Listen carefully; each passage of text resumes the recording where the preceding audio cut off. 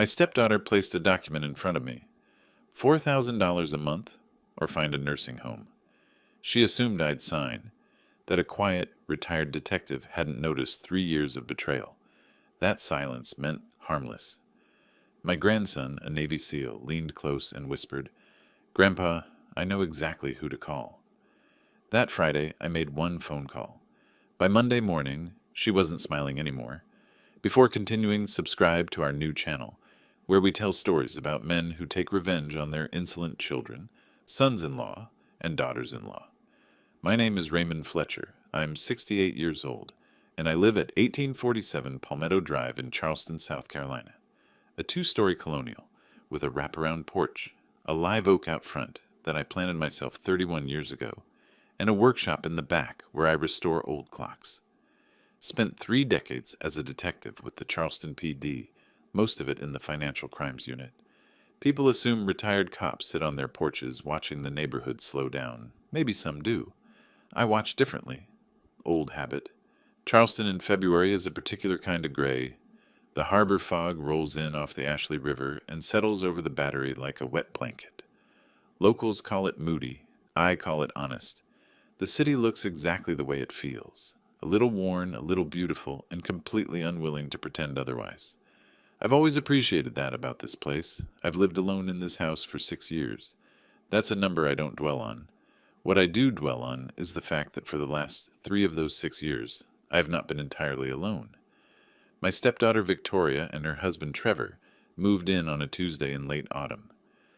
"Temporary," she said, standing in my doorway with 2 suitcases and a smile that hadn't changed since she was 19. "Just until we get back on our feet. We couldn't keep up with the mortgage payments, Ray." It's embarrassing to even ask. I told her there was nothing to be embarrassed about. I told her family helps family. I was sincere when I said it. Victoria Barnes is 38 years old and works as a property manager at Carolina Home Realty, a mid-size agency downtown on East Bay Street. She is, by any observable measure, attractive and composed. She dresses well, speaks carefully, and knows exactly how to tilt her head when she wants you to feel like you've just said something wise. Her mother, my second wife Carol, had the same quality. The difference is that with Carol, it was genuine warmth. With Victoria, I eventually came to understand. It was something closer to a performance. She wasn't always this way, or maybe she was, and grief made me blind to it for years after Carol passed. I gave her every allowance a grieving man gives someone who reminds him of someone he loved. That was my first mistake, and it's one I owned completely. Trevor Barnes is 41, sells construction materials for a regional distributor, and is frequently on the road. When he's home, he occupies the couch or the back patio, from which he conducts his primary hobby, complaining about things he has no intention of fixing. He once told me with genuine seriousness that he understood contracts because he'd watched every season of a legal drama on streaming. I nodded and made a note of that, filed it away. After 30 years of interviewing people, you develop a mental filing cabinet for useful information. The first 3 months were manageable. They helped with groceries occasionally. Victoria cooked on Sundays. Trevor took out the trash maybe 4 times. I counted because counting is what I do. By the 5th month, the trash duty had quietly transferred to me, and Trevor's Jeep Grand Cherokee was occupying my spot in the driveway every single morning, which meant I parked the F-150 I'd owned for 11 years on the street like a visitor in my own home. I mentioned it once. Trevor said he'd been meaning to reorganize the driveway. That was 14 months ago. The small things accumulated the way water accumulates in a basement. Slowly, invisibly, and then all at once you realize you're standing in it. Victoria rearranged my workshop twice, each time moving my fishing gear to the back of the storage closet, on the grounds that it cluttered the aesthetic of the space. My fishing rods are a match set of Ugly Stick GX2s that I bought specifically for striped bass season on the Intracoastal. They are not decorative objects, they are tools, but I moved them back without comment because I was still in the phase where I assumed these were the ordinary frictions of shared living. Then came the evening that ended that phase permanently. It was a Wednesday around 7 in the evening. I'd come in from the back porch where I'd been working on a mantel clock. a Seth Thomas from the 1880s, with a worn mainspring that needed careful coaxing. My hands still smelled like clock oil. Victoria was in the kitchen on her phone, and I could hear her voice from the hallway, easy and unself-conscious, the way people speak when they're certain they're alone. "He doesn't pay attention," she was saying. There was amusement in her voice, the light kind, the kind that comes from being in on a joke. "He signs whatever I put in front of him without reading it. He never reads anything. Honestly, it's a laugh. Short, relaxed. Yeah, that's exactly what I'm saying." I stood in the hallway for a moment. Then I walked to my workshop, sat down at the bench, and picked up the Seth Thomas again. The mainspring tension requires patience. You release it one notch at a time. Controlled, measured, never letting it snap. I sat there for 20 minutes, working the mechanism and thinking about what I'd just heard. I did not confront her. I did not raise my voice. I did not ask what she'd meant. I had spent 30 years interviewing people who lied to my face, and the single most important thing I'd learned in that time was this: the moment you show your hand, you lose your leverage. Let people believe they're invisible. Let them keep talking. I set the mainspring, clicked the case closed, and wound the clock. It began keeping time again immediately. I found that satisfying. There is a particular kind of disrespect that operates below the threshold of anything you can easily name. It doesn't arrive as one large incident. It arrives as a pattern, 100 small decisions, each of them individually defensible, that form a shape when you step back and look at them all together. I spent about 6 months not stepping back. Then I did. The household expenses had been a shared arrangement since the second month. I covered the mortgage, utilities, and base groceries. Victoria contributed what she called a household fund, a monthly check she wrote from her account to mine, ostensibly to cover the remainder. The amount varied, somewhere between $350 and $600 depending on the month, and I hadn't examined it closely because I hadn't needed to. My pension from the city, $3,850 a month, covered the house comfortably, and I had savings in a separate account that I hadn't touched in years. I don't know exactly what made me pull the old statements that particular Tuesday afternoon. Maybe the phone call I'd overheard. Maybe a slower accumulation of details that had finally reached critical mass. Either way, I sat down at the desk in my study, the small room at the end of the upstairs hall that Victoria had twice suggested converting into a guest reading nook. And I pulled 18 months of bank records. She had been writing herself checks from the household fund account, not large ones.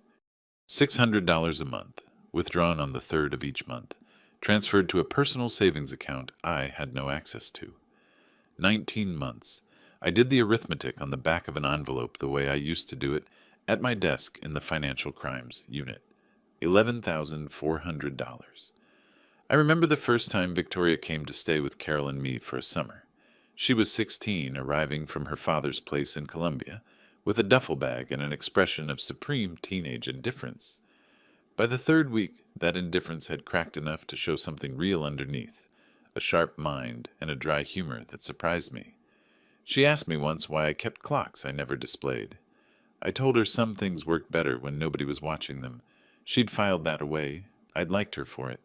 I taught her to fish that summer on the Intracoastal.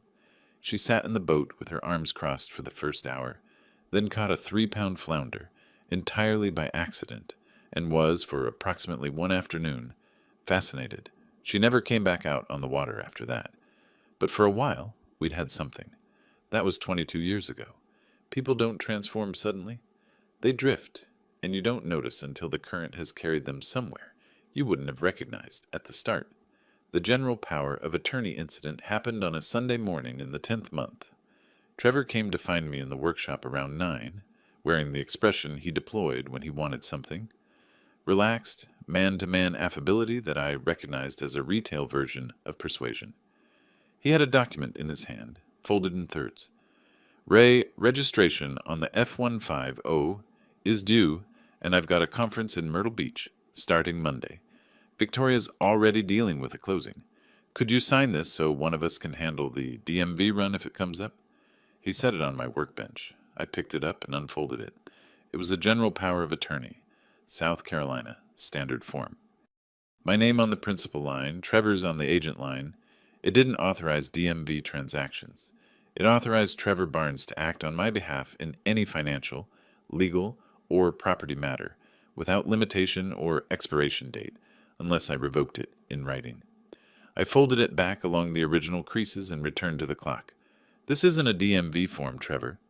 It's just a general thing, easier than a specific one. Easier for whom? His face changed. The affability reconfigured into irritation. I'm just trying to help. I thought you trusted us. Victoria appeared in the doorway 17 minutes later, chin slightly lowered, voice controlled to suggest she was barely holding composure. We're trying to contribute, Ray. If you don't feel like you can trust us, maybe we should talk about whether this arrangement is working. I looked at her steadily. I'm going to have my own attorney review anything I sign going forward. Habit from the job. No offense intended. She smiled. Small, controlled. Of course, whatever makes you comfortable. That evening I sat on the back porch while the fog rolled in off the water. I thought about the phone call. I thought about $11,400. I thought about a power of attorney that would have handed every financial and legal decision in my life to two people who considered me manageable. I'm not a man who acts on anger. Anger makes you fast and sloppy, and it telegraphs your moves. What I felt wasn't anger. It was clarity. I had spent 3 years being the kind of target I would have recognized instantly in someone else. A man with a valuable asset, a fixed income, and an inclination toward generosity that certain people read as passivity. They had read me exactly that way. The mistake they'd made was assuming a quiet man was an unaware one. That because I hadn't reacted, I hadn't noticed. I went inside, sat at my desk, and thought the way I used to think before opening a case, methodically, without rushing, identifying what I knew and what I still needed. By the time I went to bed, I knew what I was going to do.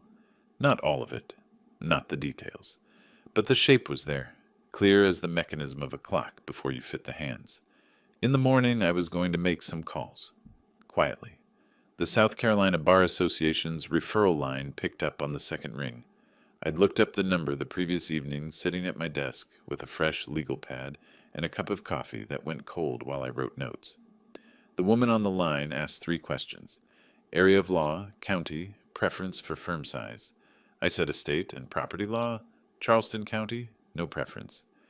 She gave me 4 names. I spent 20 minutes looking each one up in the State Bar's public directory. Active license, no disciplinary history, years in practice. Third on the list, Edward Quinn, Meeting Street, license since 1995. I called his office at 8 the next morning and was scheduled for Thursday at 11. Before I left, I told Victoria I had a doctor's appointment. She was in the kitchen scrolling her phone, dressed for work in the kind of blazer that signals self-importance. Routine? I said before she could ask. Nothing interesting. She returned to her phone. I picked up my keys and walked out. Quinn's office was on the 3rd floor of a narrow building on Meeting Street. Old Charleston, wide plank floors, tall windows, the settled creaking of a place that had been useful for a long time. His assistant offered me water. Quinn himself came out at exactly 11, about 55, lean, reading glasses pushed up on his head, the unhurried manner of a man who had heard most things at least twice. Firm handshake, no weather conversation. His office was organized in a way that communicated competence without advertising it. He sat across from me, opened a legal pad, and said, "Tell me the situation." No preamble. I appreciated that. I laid it out like a case summary. 2 individuals residing in my property without a formal lease for 34 months. Unauthorized financial transfers totaling $11,400 from a joint household account. An attempt to obtain a general power of attorney through misrepresentation of its purpose. A house assessed at $412,000. Owned outright. Quinn listened without interrupting. What are you looking to accomplish? Protection of the asset, documentation of the financial misconduct, a legal basis for removal. He nodded. The tool you want is a revocable living trust. The property and liquid assets transfer into the trust. No longer titled in your personal name. Significantly harder to attack through a competency claim. He explained the structure. I remained grantor and initial trustee, retained full control during my lifetime, could amend or revoke at any point. But the property would be off a personal probate search, and any challenge to my capacity would require a formal court proceeding with a high evidentiary bar. "Who would you name as beneficiary?" he asked. "My grandson. 24, stationed at Camp Lejeune. The son of my son, who died when Cody was 11. There was no one else." "Cody Fletcher," I said. "Documents drafted within 10 days. Filing with Charleston County Register of Deeds. 2 to 3 days after that. Full package including property transfer and account retitling. $4,200. I wrote him a check before I left. 2 days later, I was in North Charleston, in a low building on a commercial strip between an auto parts store and a tax service. The door said Perry Investigative Services. I'd found the listing through an online search, verified the state PI license, and read through the reviews. Louise Perry was about 45, short dark hair, the practiced stillness of someone accustomed to watching without being noticed. 12 years in insurance investigations before going independent. Desk covered in folders, whiteboard on the wall, no motivational quotes anywhere. Good signs, both. I explained what I needed: documentation of the transfer pattern, analysis of the bank records, and a search for any business registrations tied to Victoria Barnes at my address. I handed her a folder with the highlighted bank statements. She looked through it steadily. 19 months, 600 each, third of the month. Correct? Joint account. You funded it. She was cosigner. For household bill payments. I paused. I should have closed it the first month. You trusted someone. That's not a character flaw. She set the folder down. $95 an hour, 800 minimum retainer. If the registration search turns up anything significant, I'll call before proceeding. I left with a receipt for $800 and drove back across the bridge. The house was quiet. Trevor was in Wilmington on a sales run. I went to my workshop and picked up the Waltham pocket watch I'd been working on. 1903, cracked crystal, balance wheel running 5 minutes fast. The replacement crystal had arrived from Connecticut the day before. I seated it, checked the wheel. Running even. Victoria appeared in the doorway a few minutes later, still in her work clothes, glass of water, doing the casual scan of the room she'd started performing lately.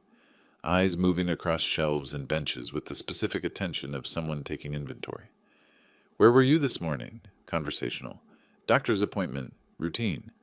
"You were gone a long time." "Traffic on the crosstown." She held my gaze a beat too long, then smiled. Small, controlled. "I'm making pasta tonight, if you want some." "I'll figure something out." She left. I listened to her footsteps recede. She didn't believe me. I could read it in the pause, that fraction of a second recalibration. Something had shifted in the past few days, and she couldn't name it yet. That was fine. She'd spent years reading my surfaces and concluding I was manageable. She'd never needed to look any deeper than that. A week passed, then another. I'd become a careful observer of the house in a way I hadn't been before. Not paranoia, but the trained attention of a man who has reopened a case file and is reading it with fresh eyes. Details I'd dismissed as minor frictions over 3 years began to form a coherent picture. Victoria checked my mail first. I'd noticed it twice before and attributed it to carelessness. She'd grab the stack from the box, sort it on the kitchen counter, leave my envelopes already opened with a post-it reading yours. I started thinking about what she'd read over 19 months. Bank statements, insurance documents, the annual property tax notice listing the assessed value of 1,847 Palmetto Drive, $412,000. For a woman who dealt in property transactions every working day, that number wasn't abstract. It was an inventory item. Trevor had begun asking questions about the house, framed as small talk, spaced across different conversations. HVAC age, roof condition, foundation history. He delivered each one with the casual confidence of a man who believes he's being subtle. He was not. Someone was compiling a property condition summary, and that someone had a clear use for it. Louise Perry called 9 days after our first meeting. "Initial report is ready. Can you come in today?" I was at her office by 11. The bank transfer records were laid out first. 19 months, 600 each. totaling $11,400, transferred to a savings account in Victoria Barnes's name at a separate institution. Transfer dates highlighted. Then she turned to the second section. VB Property Consulting, LLC, she said. Registered with the South Carolina Secretary of State 8 months ago. Registered agent, Victoria Barnes. Registered address. She turned the page toward me. 1847 Palmetto Drive, Charleston, South Carolina. My home address, used as the legal registration address for a private LLC I had never been told about and had not consented to. It created a paper trail connecting her business operations directly to my property. Business activity, property consulting and acquisition advisory. She's already a licensed property manager at a real estate firm. This LLC is a separate vehicle for private transactions, the kind that wouldn't go through an employer's books. Off-market transfers, a seller whose capacity might be questioned. The structure had a specific and familiar shape. One more item. She turned to a third section. VBP Holdings, LLC, registered 4 months ago. Same registered agent, different address. A UPS store on Rivers Avenue. 2 LLCs, the first at my address, the second at a private mailbox, newer and specifically structured to break the paper connection to my property. 4 more hours to trace VBP Holdings membership structure. $380 against your retainer. You have $420 remaining. Do it. I drove straight from Perry's office to Meeting Street. Quinn listened to the LLC summary without interrupting. This is a known pattern in elder financial exploitation cases. The LLC at the property address can be used to argue a business interest in the property, typically paired with a claim that the resident lacked capacity. Countermeasure. 2 things simultaneously. First, we accelerate the trust. Documents ready Friday. Once the property retitles into the trust, your personal ownership no longer exists. Any claim built on that foundation collapses. He picked up his pen. Second, close the joint account today. Transfer the balance to a new individual account at a different institution. Current balance? $14,230. Move it before end of business. He set the pen down. Raymond, this isn't opportunistic. The transfers started 19 months ago. The LLC registered 8 months ago. The transfers were a test. They wanted to see if you'd react. When you didn't, the structure escalated. 19 months. Not patience as strategy, patience as blindness. I confirmed Friday, thanked Quinn, and drove home. Victoria was on the back porch when I came in. I went straight to my study, opened the banking portal, and transferred $14,230 to my individual account at a separate institution. Full amount, same business day. Then I closed the laptop. There's a point in any investigation when the preliminary work ends and the active phase begins. You've built what you need. You've identified the shape of the problem. What remains is execution, measured without excess. I wasn't there yet, but I could see it. Friday, Quinn would have the trust documents ready. The house, $412,000, and the savings account, $88,000, would retitle into the Raymond Fletcher Revocable Living Trust, Cody as sole beneficiary. After that, 1847 Palmetto Drive would no longer exist as they'd been counting on it. Everything they'd built their plan on would be standing on air. I heard the back door, Victoria's footsteps in the kitchen, then a pause, the brief silence of someone noticing something slightly off. The mail on the counter wasn't there. I'd started collecting it myself, from the box, 3 days ago. She came to the study doorway. "Trevor's back tomorrow," she said. "Good for Trevor," I said. She studied me. That pause again, longer now. Something in my tone wasn't matching the Raymond she'd catalogued. "You seem different lately." I looked up from my desk. "I'm the same as I've always been, Victoria." She held my gaze, then nodded and went back down the hall. On my desk, beside the Waltham pocket watch, keeping exact time now, not a second off, sat a yellow legal pad with one line written at the top. Friday, 11 a.m. Quinn's office. Below it, a second line I'd added that afternoon. Bring the check. The trust was recorded with Charleston County Register of Deeds 10 days after I signed the documents in Quinn's office. He called to confirm on a Thursday morning.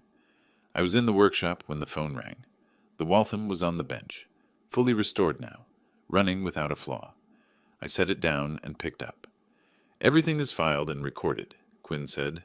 "The Raymond Fletcher Revocable Living Trust is on record as the titled owner of 1847 Palmetto Drive as of this morning. Your savings account retitling with the bank should process by end of week. And if someone pulls a public property search on my name, they'll find nothing in your personal name. The trust is its own legal entity." A pause. "I'd recommend you don't tell anyone about this for the time being." "I wasn't planning to," I said. I hung up and sat for a moment in the quiet of the workshop. Outside, Victoria's car was in the driveway. She'd taken a half-day from Carolina Home Realty. I'd heard her on the phone earlier, rescheduling a showing. Trevor's Jeep was back from wherever it had been for the past 4 days. The house had a particular stillness to it, the kind that comes before a conversation someone has been rehearsing. I recognized it. I'd walked into that kind of room many times over 30 years. They were waiting in the dining room. That detail was deliberate. Not the kitchen, where we had ordinary conversations, but the dining room, which we almost never used. The table had been cleared and the overhead light was on, which made everything look more formal than it was. Victoria was seated at the far end with a manila folder in front of her. Trevor stood near the window with his arms crossed, affecting the posture of a man who was backing up someone else's play while maintaining the option to claim he wasn't involved. I came in, pulled out a chair, and sat down. Victoria placed a document on the table and pushed it toward me. It was a printed form, 8 pages, bound with a binder clip. The header read, "Cohabitation and Care Agreement, 1847 Palmetto Drive, Charleston, South Carolina." "We've been thinking about the arrangement," she said. Her voice was measured, rehearsed, but not obviously so. She had practiced it enough times to smooth most of the edges. "It's been 3 years, Ray. We contribute to this household. We help with maintenance, with errands. We've been here for you." She paused, letting that settle. "We think it's fair to formalize things." I picked up the document and began reading it. The first 2 pages were preamble. Language about shared living arrangements, mutual responsibilities, the nature of the cohabitation. Standard sounding. The kind of language designed to read reasonably to someone who wasn't reading carefully. I read carefully. Page 3 was where it changed. Section 4, subsection B. In consideration of ongoing residential accommodation, care services, and household management provided by Victoria Barnes and Trevor Barnes, Raymond Fletcher agrees to a monthly contribution of $4,000, payable on the 1st of each month, designated for household maintenance, care coordination, and operational expenses. I kept reading. Section 6. In the event Raymond Fletcher is unable or unwilling to meet the monthly contribution described in Section 4, B, the parties agree that Raymond Fletcher will voluntarily transition to an appropriate elder care facility, including but not limited to facilities located on Highway 17, Charleston County, at a timeline to be mutually determined, but not to exceed 60 days, $4,000 a month. Or I leave my own house within 60 days and move to a care facility on Highway 17. My pension was $3,850 a month. I read through to the end. The signature block had 3 lines, one for Victoria, one for Trevor, one for me, with a notary acknowledgement section that had already been prepared, with a notary stamp from a service on King Street. They'd had this notarized in advance of showing it to me. The confidence in that detail was almost impressive. I set the document down on the table, folded my hands, looked at the wall for a moment, then at Victoria, then at the document. I picked it up again and folded it along the center crease, the way you fold a letter before returning it to an envelope. Then I set it back on the table. Trevor uncrossed his arms. "Ray, we're not trying to make this difficult. We just think." Something moved in the hallway. I looked up. Cody was standing in the doorway. He was in civilian clothes, jeans, a gray pullover, with a duffel bag still on his shoulder, like he'd walked in from the car 30 seconds ago and hadn't had time to put it down. He was 24 years old, 6 feet even, and he had the kind of stillness that doesn't come from calm temperament, but from training. the specific, deliberate stillness of a man who has learned to read a room before he does anything else in it. He read this one in about 4 seconds. His eyes moved from the document on the table, to Victoria's face, to Trevor's posture, to mine. He set the duffel bag down quietly in the hallway and walked into the dining room. He came to stand beside my chair. He bent down slightly and said, in a voice just above a whisper, "Grandpa, I know exactly who to call." I looked at him for a moment, then I looked at Victoria. She was watching Cody with an expression that had shifted. The practiced composure slightly disrupted, a new calculation running behind her eyes. She hadn't accounted for him. That was the first unscripted moment of the evening. I looked at her for a long moment, and then, for the first time in longer than I could recall sitting at that table, I smiled. Cody stayed the weekend. He slept in the spare room, said almost nothing to Victoria or Trevor. Not rudely, just with the efficient economy of someone who doesn't spend words where they aren't needed. He helped me with a section of porch railing I'd been meaning to fix for months, and in the evenings we sat on the back steps in the way we always had. Short sentences, long silences. He didn't ask about my plan. He knew I had one. Saturday evening, Victoria appeared in the kitchen doorway and asked, with careful lightness, whether I'd had a chance to think about the agreement. I told her I was still reviewing it. She nodded and went back down the hall. I heard her and Trevor murmuring behind their door for about 40 minutes. Sunday morning, Cody loaded his duffel into his truck and shook my hand.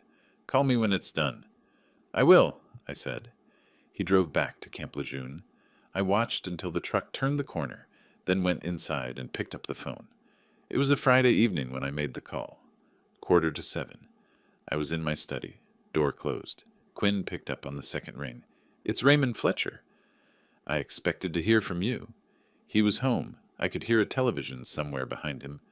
"The agreement they presented. Did you keep a copy?" "Photographed every page. Send those tonight. I take it you're ready to move." "That's why I'm calling." The television sound cut off. "Here's what happens next. I'll prepare a demand letter under South Carolina tenancy law. They're tenants at will, no written lease, 30 days written notice to vacate. The letter will also demand repayment of $11,400 in unauthorized transfers, documented by Louise Perry's report. Sent by certified mail and process server simultaneously on Monday morning. And the LLC? Simultaneously, a notice to the HR department at Carolina Home Realty, a business entity registered to a residential address belonging to another party, without that party's consent, is a compliance matter for a licensed real estate agency. Their HR director will make of it what they make of it." I sat with that for a moment. "One more thing," Quinn said. "The cohabitation agreement they showed you is not enforceable under South Carolina law, but the fact that they prepared and presented it, combined with the transfer documentation and the LLC registration, strengthens the picture of a coordinated pattern. Louise Perry should have a copy. It adds to the file." "I'll call her Monday," I said. "Good. Raymond, the trust is solid. The transfers are documented. You've done everything correctly. This is the part where it gets uncomfortable for them." I thanked him and hung up. I sat in my study after the call. The house was quiet. Down the hall, a light was on under the door to Victoria and Trevor's room. At some point, they'd ordered food. I'd heard the doorbell, the sound of containers in the kitchen. A normal Friday evening from people who believed the next phase of their plan was simply waiting for me to sign. They'd be getting 2 certified letters on Monday morning. One here at 9 a.m., hand-delivered by a process server. One at Carolina Home Realty on East Bay Street, arriving in the Morning Post. I allowed myself briefly the satisfaction of a man who has measured everything correctly and is watching the mechanism engage. Monday came with flat gray skies and a cold wind off the harbor. I made coffee at 6, read on the porch, and was back inside by 8:30. At 9:04, the doorbell rang. I didn't go to answer it. Trevor's footsteps crossed toward the door, and I heard the brief exchange of a man receiving a document he wasn't expecting. The door closed. 10 seconds of silence. Then Victoria's voice, stripped of its careful management. "What is this?" I walked to the kitchen doorway. Trevor was holding the pages, already open. his face the specific colorlessness of a man whose plan has just encountered a wall it didn't know was there. Victoria had taken the pages and was reading, her composure operating under pressure it wasn't designed for, like a well-made lock meeting the right key. She looked up and found me in the doorway. "This is from your attorney," she said, controlled, but with audible effort behind it now. "Appears so," I said. "You're telling us to leave." "The letter does the telling. I just made the call." Trevor set the pages on the side table and looked at me, the expression of a man scanning for leverage, looking for the angle back to solid ground. "Ray, this is not how family handles things." "We can discuss how family handles things," I said, "after you've read the second paragraph." He found it. His jaw tightened. $11,400. Documented, bank records attached. Victoria's phone buzzed on the hall table. She glanced at the screen. Something crossed her face. A new calculation, sudden and unwelcome. Carolina Home Realty. She picked it up and walked quickly down the hall, closing the door behind her, her voice behind it, low, urgent, for about 90 seconds, then silence. Trevor stood in the hallway with the pages in his hand, looking at nothing. His face had gone past colorlessness into the slow recognition that the game had changed shape entirely. I said nothing. I took my coffee back to the study and picked up the Waltham, still keeping perfect time. Victoria moved fast, I'll give her that. Within 4 days of receiving the demand letter, she and Trevor had retained an attorney, a man named Russell Moore, whose office was on Broad Street, 2 blocks from the courthouse. Quinn knew of him. When I mentioned the name on our next call, there was a brief pause on his end that communicated more than words would have. "He's not incompetent," Quinn said. "He works elder law cases from the other side. What that means is he knows the playbook, which is capacity challenge. He'll file a petition arguing that you lack the mental capacity to execute the trust documents. The argument will be that an elderly man living under stress, isolated from family support, was manipulated into signing legal instruments he didn't understand." A pause. "It's a standard approach. I want you to hear it from me now, so it doesn't surprise you when the filing arrives." It arrived 6 days later. A petition filed with Charleston County Probate Court, captioned "In the matter of Raymond Fletcher," requesting a judicial determination of financial incapacity and seeking to void the revocable living trust. Victoria and Trevor were listed as petitioning parties. I read the filing at my desk and noted, not without some appreciation, how carefully it was constructed. It described me as a 68-year-old widower living in social isolation, exhibiting signs of cognitive decline, having executed complex legal documents without independent legal counsel present. That last point technically imprecise, since Quinn had been present at the signing, but Moore was counting on the petition language landing before anyone checked the details. I called Quinn and read him the relevant paragraphs. He said. "The independent counsel point is easy. I was there. Claire notarized it. We have a signed acknowledgement. The capacity claim requires a response." He was already thinking ahead. "We need an independent neuropsychological evaluation, not our choice of examiner. We want the court's own recommended evaluator, or someone from MUSC. If we choose the examiner ourselves, Moore will challenge the objectivity." 2 weeks later, I drove to the Medical University of South Carolina on Jonathan Lucas Street and spent 90 minutes with a Dr. Anita Forsyth. Memory sequences, pattern recognition, verbal fluency, executive function tasks. The standard battery for cognitive impairment assessment. Afterward, she said the results would go to the court within 10 business days. "Any preliminary observations?" I asked. 93rd percentile for executive function in your age group," she said. "The rest is in the report." I drove home along the waterfront and stopped at the end of Palmetto Drive to check the mailbox before pulling in. A letter from Carolina Home Realty was in the stack, addressed to Victoria, which I set on the hall table without opening. The return address told me enough. Their HR department had not been idle. Louise Perry called that same afternoon. "I've added the cohabitation agreement to the file. I'd like to discuss the video surveillance records." "What video records?" "The motion-activated exterior camera I installed on the northwest corner 3 weeks ago. You approved it on March 3rd. I had. She'd mentioned needing to document property condition and unusual activity. The camera was mounted near the roofline, angled to cover the driveway and the detached garage where I kept the F-150, and against the back wall. Furniture I'd moved into storage when Victoria decided the dining room needed refreshing. "What does the footage show?" I asked. 19 days of routine activity, Perry said. And then 4 days ago, Trevor Barnes loading items from the garage into his Jeep Grand Cherokee.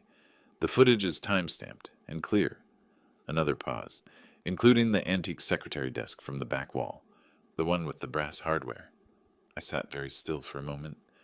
The secretary desk was a 19th century piece, walnut, original hardware, purchased at an estate auction in Savannah 15 years ago. A dealer I'd consulted once, purely out of curiosity, had estimated its value at $8,400. Trevor had loaded it into his Jeep on a Tuesday afternoon while I was at my appointment at MUSC. "Send me the footage," I said. I called Quinn and then called the Charleston Police Department's non-emergency line. A patrol officer came to the house within the hour, took my statement, reviewed Perry's time-stamped footage on my laptop, and filed a report. Theft of personal property valued at $8,400, a felony threshold in South Carolina. The officer asked where Mr. Barnes was currently. Trevor's Jeep was in the driveway. He had apparently not yet moved the desk from his vehicle. The officer asked if he could speak with Mr. Barnes. What followed was not something I witnessed directly. I stayed in my study, but I heard it with reasonable clarity through the walls. Trevor's voice, initially the affable man-to-man register he used when he wanted something. Then a shift, as the officer explained the nature of the report. Then something that sounded less like conversation and more like a man running rapidly through his available responses and finding none of them adequate. Trevor spent 4 hours at the Charleston Police Department's headquarters on Lockwood Drive. The secretary desk was returned to the garage before the Jeep left the property. When Trevor came home, he walked past the study without speaking. His face had the tight, compressed quality of a man holding a great deal of something and not allowing any of it to show. I found that more informative than whatever he might have said. Quinn called on a Thursday morning, and I could tell from the first 2 words, "Raymond, listen," that something had landed. "Moore filed a supplemental motion," he said. He found a defect in the trust documentation. Exhibit C, the schedule of assets attached to the trust, the addendum listing the savings account. The second page is missing the notary acknowledgement block. The notary signed page 1. Page 2 was not separately acknowledged. I sat down. "Is the defect real?" "It's real." Quinn's voice stayed level. "It's a technical error. Claire, my notary, was working from a template, and the second page of that particular addendum didn't carry the acknowledgement block forward. It should have. I take responsibility for not catching it in review." "What does Moore do with it?" "He's filed a motion to void the trust in its entirety on the basis of defective execution. Under South Carolina law, a trust instrument with a notarization error can be challenged." A pause. "But there's a remedy. South Carolina Code Section 62-2-202 provides for reformation of trust. A court can correct a scrivener's error in a trust document without voiding the entire instrument, provided the original intent is clear and the error is demonstrably clerical rather than substantive." "How long?" "I filed a reformation petition today. Hearing before a probate judge. Standard calendar. 12 to 14 business days. In the meantime, the trust remains provisionally operative. Moore's motion doesn't void it automatically. It requires a court order, which won't come before the reformation hearing. 12 to 14 business days. 2.5 weeks during which the trust was in procedural limbo. "File it today," I said. "It's already drafted," Quinn said. The next 2 weeks moved at the particular speed of legal proceedings, which is to say, slowly, in calendar terms, and very quickly in terms of what was happening around them. Victoria came home 3 days after the reformation petition was filed, and told me, with a composure that had recovered something of its original quality, that she and Trevor were consulting with Moore about their options. The capacity evaluation results had come back from MUSC and had been submitted to the probate court. Full cognitive norm for my age group, 93rd percentile executive function. Moore had received a copy. The capacity petition was, Quinn told me quietly, effectively finished. Moore would let it sit on the docket without pursuing it further, rather than formally withdraw it. That was how attorneys managed graceful exits from losing positions. What Moore had left was the notarization defect, and he was pushing it. Victoria knew about the defect. I could tell because she stopped asking about the demand letter's 30-day deadline and started asking with careful casualness whether I'd heard anything from my lawyer lately. The question was an antenna. She was checking whether I knew what Moore had found. I told her I heard from my attorney regularly. She nodded and went back to her phone. Trevor, meanwhile, had become quieter than I'd ever seen him. The golf games had stopped. He spent time on the back porch on his phone, speaking in low tones, or sitting in their room with the door closed. The Jeep made fewer appearances in the driveway. 3 days after the failed secretary desk incident, a credit card statement arrived in the joint mail. Not mine, his, from a bank that shared the household address. And I saw, before I set it on the table, that it showed a balance of $14,600 against a credit limit of $15,000. He'd maxed it out, recently and quickly. Legal fees, most likely.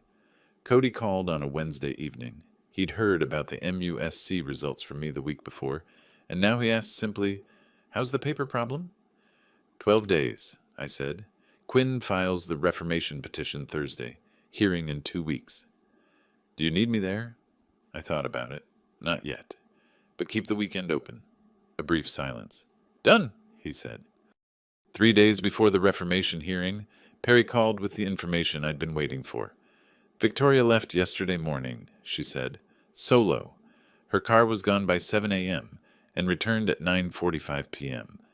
I tracked the license plate through toll records on I-26. A pause. She drove to Columbia. Columbia was 115 miles northwest up the interstate. It was the state capital. It was also, as I happen to know from 30 years of working property crime cases, where several notary services operated that had appeared in previous fraud investigations involving quitclaim deeds. I need you to find out who she met, I said. Already working on it, Perry said. Give me 48 hours. I hung up and sat for a long moment in the workshop. The Waltham was on the shelf above the bench, keeping time in the quiet. Outside, the February light was going flat against the live oak. She'd driven to Columbia while the trust was in limbo and the demand letter's deadline was still technically running. She hadn't given up. She'd pivoted. And that told me something important. Whatever she was planning in Columbia, she believed she still had a path, which meant I needed to know what that path was before she had time to walk it. Perry called 46 hours after Victoria's return. His name is David Wren, she said. Notary public, licensed in South Carolina, office on Gervais Street in Columbia. Cited twice by the Secretary of State's Office for Procedural Irregularities, both involving real property instruments. No formal sanctions, but the record is there. What did she meet him about? I can't tell you the content of the meeting, but I can tell you what Wren does as a specialty. He handles out-of-county notarizations for real property transfers. Specifically, he's been used in several transactions where the property owner was listed as elderly, and the deed transferring title was a quitclaim. A pause. A quitclaim deed is the simplest instrument for transferring property. It requires only a signature and a notarization. If a person signs one under duress, or if the signature is obtained fraudulently, the property transfers, I said, immediately and completely. No title search required, no attorney involvement. It records in the county where the property sits, which would be Charleston County. I sat with that for a moment. Victoria had driven to Columbia, 115 miles, during the window when the trust was in procedural limbo, to meet with a notary who specialized in quitclaim deeds involving elderly property owners. She had been preparing a document that would transfer 1,847 Palmetto Drive out of my name, or she believed, still in my name, and into hers. The trust filing had closed that door. She didn't know it yet. How complete is your documentation on the Wren meeting? I asked. Toll records, time-stamped exterior footage of her car in the lot adjacent to his office building, and a public record search that shows Wren incorporated a second LLC 4 weeks ago. VB Property Consulting, LLC is listed as a member entity. Perry's voice stayed even. The LLC at your address. She was already working with him. Send everything to Quinn tonight, I said, and put together a complete package. Every document, every record, every transfer log. I'm going to need to make another call. To whom? The Attorney General's office. The South Carolina Attorney General's Consumer Protection and Elder Fraud Division operates out of an office on Main Street in Columbia. Quinn had the direct contact. 2 days after Perry's package arrived, Quinn and I were on a conference call with a senior investigator named Patricia Holloway. She listened without interrupting while Quinn walked through the documentation. The LLC at my address, the unauthorized transfers totaling $11,400, the cohabitation agreement with its $4,000 demand, the capacity petition, the secretary desk, and the meeting with David Wren. When Quinn finished, Holloway was quiet for a moment. The Wren connection is what moves this from civil to criminal territory, she said. If we can establish that a quitclaim deed was being prepared for fraudulent execution against a property owner, particularly one who is elderly, that's a violation of South Carolina. Code Section 16-13-240. Real estate fraud. Up to 5 years? What do you need from us? Quinn asked. Everything Perry compiled, plus a signed statement from Mr. Fletcher. We'll open a preliminary inquiry. If Wren cooperates, and he typically will when the alternative is a felony charge on a second offense, we'll have the full picture quickly. I gave a signed statement the following afternoon. Wren cooperated within the week. His attorney negotiated a proffer agreement, full disclosure in exchange for a reduced charge. What he disclosed was precise. Victoria had engaged him 6 months prior. The quitclaim deed had been drafted and was ready for execution. It needed only my signature, which she planned to obtain through the cohabitation agreement's pressure mechanism, or, if that failed, through the capacity petition. The deed would then have been recorded in Charleston County, transferring title to VBP Holdings, LLC, the second entity at the UPS store address, before any challenge could be filed. The trust had closed every part of that path. She hadn't known about the trust when she drove to Columbia. She had been preparing a document to transfer an asset I no longer personally owned. The investigative notice arrived at 1847 Palmetto Drive on a Thursday morning, addressed to Victoria from the Attorney General's office, identifying her as a subject of a preliminary inquiry under SC Code, Section 16-13-240. I was in the kitchen when she opened it, the sound of the envelope, then silence, the particular silence of a person whose calculations have just collapsed. Then her footsteps, quick and uneven toward the bedroom. The door closed, her voice low and urgent on the phone. 40 minutes later, Trevor came into the kitchen. He looked like a man who had been awake too long. His face had the compressed quality I had seen after the police visit, but worse. "Victoria got a letter," he said. "I know," I said. He stood for a moment, then sat down at the kitchen table. It was the first time in 3 years I had seen Trevor Barnes sit at that table and have nothing to say. "What happens now?" he asked quietly. "That's a question for your attorney," I said. "Or hers." He nodded. Whatever he'd hoped to find in my answer, he hadn't found it. Later that week, Carolina Home Realty sent a registered letter to the house. I left it on the hall table for Victoria. I didn't need to read it. The return address was sufficient. Her employment had been terminated for conflict of interest. 3 days after that, Trevor loaded his Jeep with what I counted as 11 bags and boxes. He came to the study doorway and said, in a voice that had lost most of its familiar register, "I'm going to stay at my parents' place in Columbia for a while." "Safe drive," I said. He left without another word. The day Victoria left, it rained. A slow, steady Charleston rain, the kind that settles in off the harbor and doesn't hurry. I was in the workshop when I heard her car in the driveway. 2 trips, which meant she was taking what she could fit without making arrangements for the rest. The second time she came through the front door, her heels were wet and her face was doing something I hadn't seen from her before. Not the composed mask, not the wounded sincerity. Something stripped back to the structure underneath, without the performance over it. She stopped in the hallway. I was standing near the kitchen doorway. She looked at me for a long moment. Her posture was different from every other time I had seen her in that hallway. The careful erectness, the management of impression was gone. She stood the way people stand when they are very tired and have stopped trying to look otherwise. She didn't say anything. She looked at me, and then she looked at the wall, and then she walked out the front door. I heard her car back out of the driveway. The sound of it moved down Palmetto Drive and faded into the rain. I stood in the hallway for a moment, then went to the kitchen and put water on for coffee. The house on Palmetto Drive had been occupied continuously for 3 years by people who treated it as a resource to be extracted. Without them in it, it was quiet in a way I'd almost forgotten. Not empty, but still, the particular stillness of a place that belongs to itself again.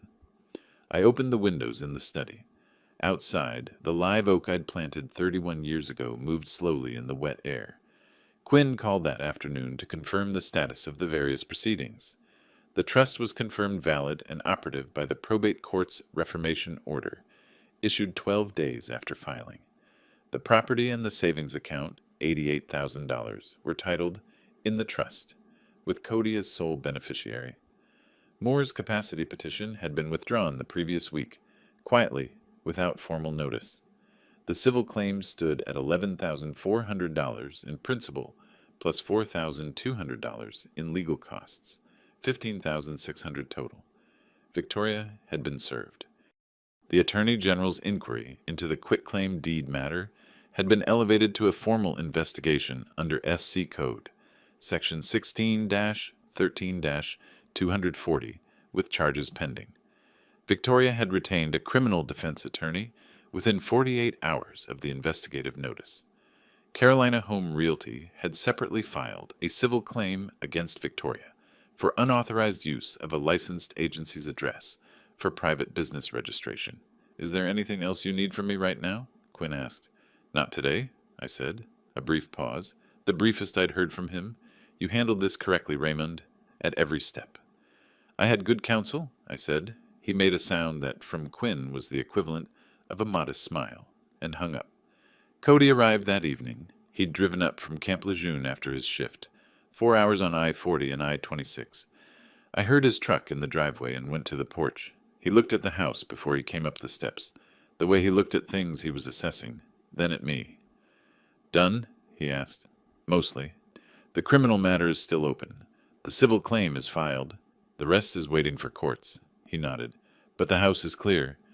"The house is clear." He sat down on the porch steps, and I sat beside him. The rain had stopped. The air smelled the way Charleston air smells after an evening rain in summer, salt and wet brick, and the particular warmth of the low country at dusk. Down the street, a neighbor's porch light came on. I had the Waltham in my hand, the pocket watch I'd been restoring when all of this began, fully repaired now, keeping time without a flaw. I turned it over in my fingers the way I always did when I was thinking. Cody glanced at it, then looked back at the street. "She really thought you'd signed the $4,000 agreement," he said. "She thought she understood the person she was dealing with. She was wrong about that. She was wrong about a number of things." I looked at the watch for a moment. "She thought a quiet man was a harmless one. That patience meant I wasn't paying attention. That because I didn't react, I hadn't noticed." I paused. "People make that assumption about a certain kind of person. It's a reasonable assumption most of the time." Cody was quiet. "The thing about 30 years working financial crimes," I said, "is that you spend most of it reading documents and watching people lie. You get very good at both, and you learn something important. The person who stays calm in the room almost always has more information than the person who's performing." She was always performing. From the first day she walked in the door with those 2 suitcases. I set the watch down on my knee. The harbor light was fading out over the rooftops to the east. She forgot that I'd spent 3 decades watching people walk into rooms exactly the way she walked into mine, sizing up the space, deciding what they could take. I looked at the live oak at the end of the front walk.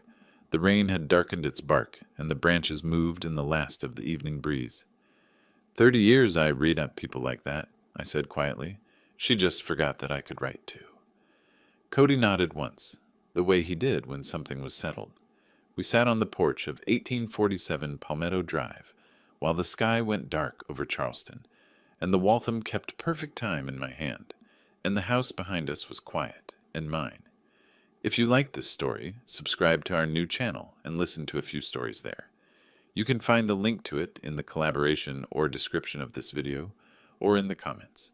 Subscribe so you don't lose us, because this channel may soon cease to exist.